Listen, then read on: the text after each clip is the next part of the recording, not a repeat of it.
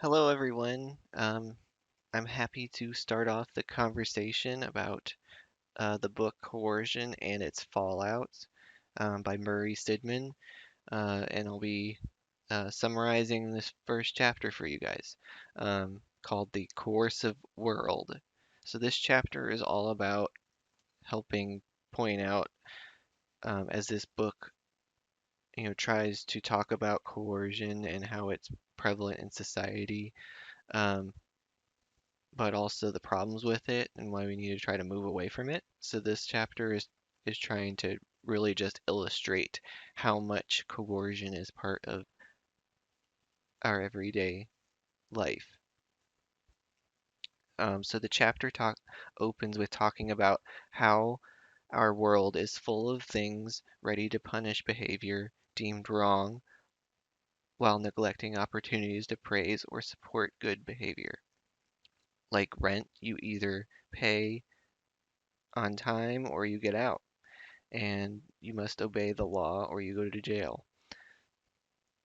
And how coercion, so also here is how coercion is a primary tool for society to get people to behave and act the way they want.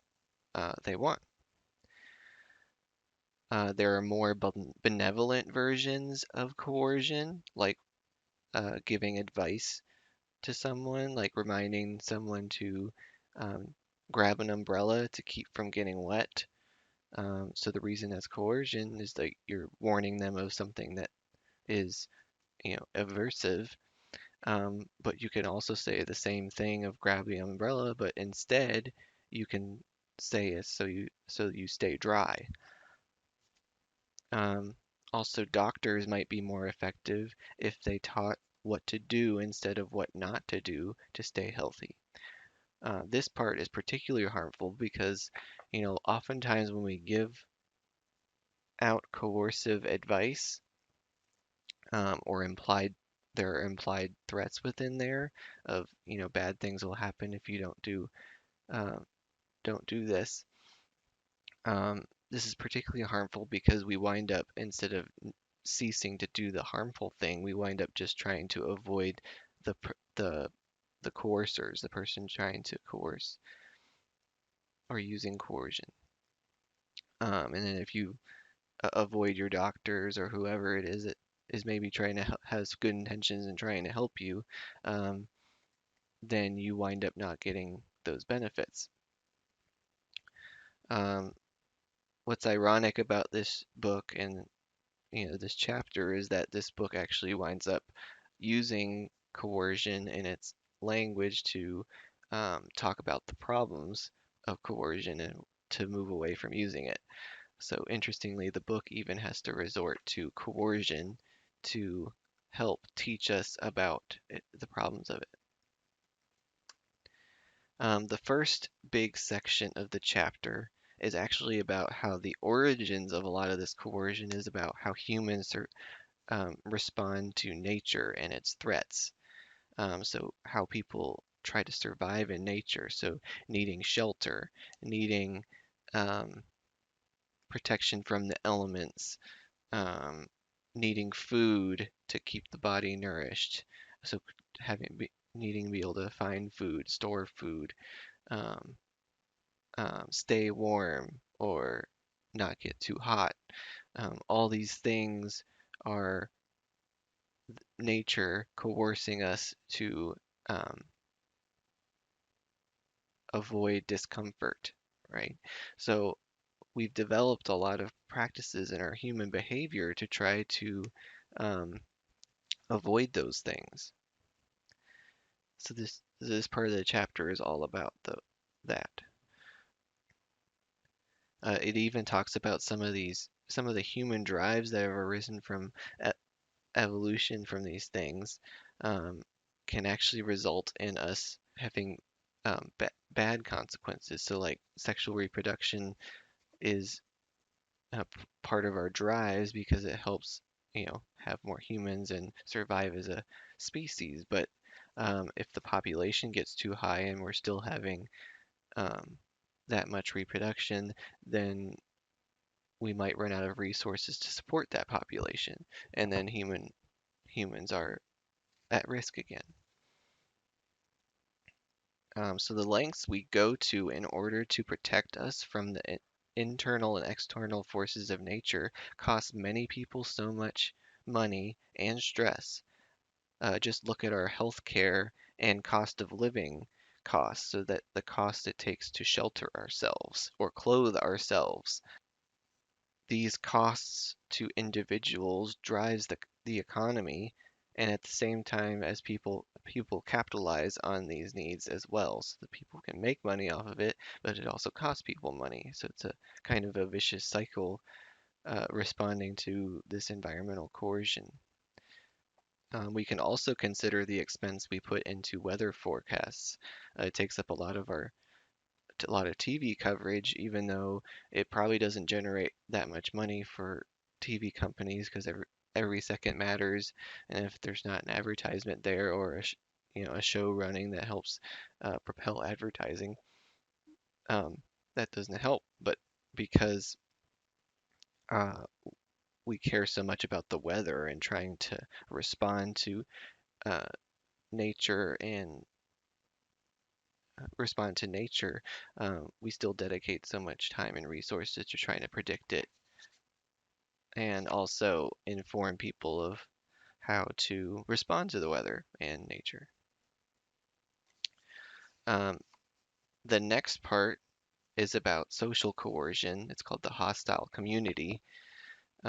So this is where we have, in the beginning of the chapter, I was talking about this too. We have just so much of our society um, has coercion built into it, into its laws, into its rules.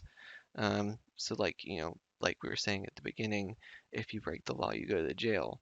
Um, um, if you break the rules, you get punished. If you don't pay your rent, you get kicked out. If you, uh, so the book lists many examples of all the different things that are part of our society that involves coercion, and that we do it's about punishing bad behavior instead of inspiring good behavior, or we only do good behavior to avoid these negative consequences. And then similarly, like we were talking about, the economy um, benefits off of the coercion that's part of our society, also in nature. But lots of times, um, sellers can take advantage to coerce and manipulate society with their resources, ruthlessness, and intelligence. We even have a concept of social Darwinism, which is a interplay of nature, self-interest, and coercion. In order for people to survive in the economy, you know, some people have to suffer uh, for others to thrive, and the ones who thrive are the ones who will survive and be successful in the economy.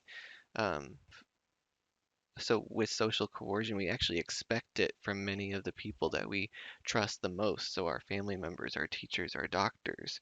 It's so built into our society that um, we expect that, you know, we're going to be punished for bad behavior, or um, we expect those sorts of coercion messages from those people we trust the most. Some of the interesting things from education: high grades you could consider to be a reward for your learning, but really high grades a lot of the times wind up being more about avoiding low grades than being a reward for learning. And then also, teachers wind up having to spend more time coming up with discipline practices as opposed to developing effective instruction. Also, when you look at parenting, it is too common for parents to only speak with children predominantly to scold or to correct behavior, as opposed to just praise or being more of a positive conversation. Some some parents in their conversations with their kids is just about no, don't do that, or discouraging bad behavior or things that they don't want them to do. We accept peer pressure as a phenomenon in our society, and sometimes it's not even uh, an explicit coercion. So it's not necessarily the peers are saying that, oh, you're not cool if you don't do this, but almost it's implied that when you're at that age, you test out these things, and if you're not, then that's not normal. So if you don't try out drinking, try out sex, try out drugs, those sorts of things, um, then you won't be accepted in society. And then the end of this chapter talks about, which I think is really interesting, is that the very concept of freedom, one of our biggest principles, at least in the U.S. and probably even so around the world, um, that actually relies on there having been coercion present in society in the first place. And actually, our accepting of coercion being a part of life and striving towards freedom are actually incompatible, and yet they rely on each other to exist. B.F. Skinner was one of the people that kind of came up with this idea, and it was very much misunderstood at the time. But that's the nature of our world being so ingrained, in, so much filled with coercion practices. So my discussion question goes back to talking about how our economy is fueled by humans responding to coercion, whether it's from nature or from society. So in there's a lot of businesses and things that capitalize on human needs in order to make money. So what are some of those things in the economy that you can think of that maybe wasn't presented in the chapter that you feel like really capitalizes off of coercion uh, being present in society? So come up with another example of something in the economy that capitalizes on that.